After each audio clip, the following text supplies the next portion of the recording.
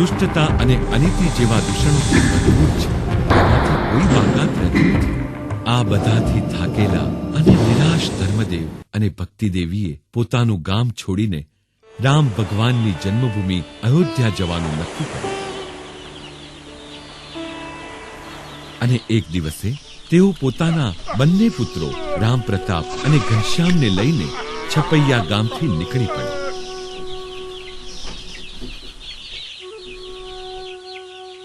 તેઓ અયોધ્યા જવા માટે સરયુ નદી પાર કરવા માટે નદી કિનારેના મખોડા ઘાટ આવી પહોંચ્યા.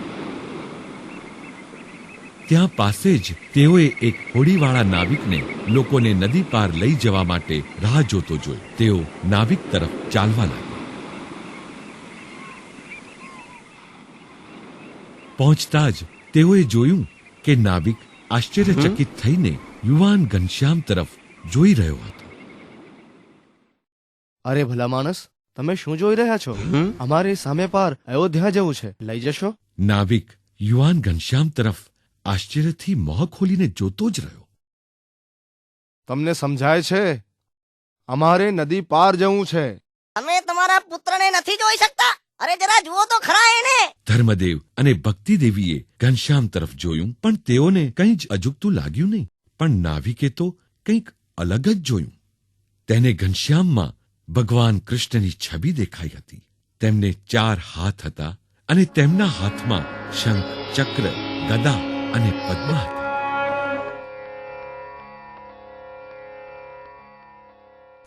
હોડીવાળો આ દિવ્ય દ્રશ્ય જોઈને આનંદિત થઈ ગયો અને કુટુંબને પોતાની હોડીમાં લઈ ગયો. હોડી ચલાવવા લાગ્યો. સરયુ નદી પાર કરતા હતા ત્યારે નાવિકે ઘનશ્યામને પોતાની તરફ બોલાવ્યો અને સંપૂર્ણ સફર દરમિયાન તેની સાથે બહાલપૂર્વક રમતો રહ્યો. આખરે નદીની પેલી પાર રામઘાટ પહોંચ્યા અને સમગ્ર પરિવાર હોડીમાંથી ઉતર્યો. અમને સુરક્ષિત પહોંચાડવા માટે આભાર. આપનું મહેનતાણું કેટલું થયું?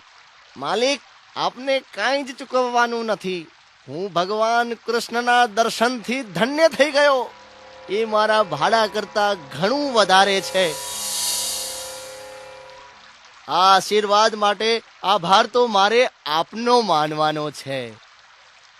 આમ કરીને નાવિક હોડીમાંથી નીચે ઉતર્યો અને પૂરા વિવેકથી વારંવાર યુવાન ઘનશ્યામ તરફ નીચા નમી નમીને અભિવાદન કરવા લાગ્યો.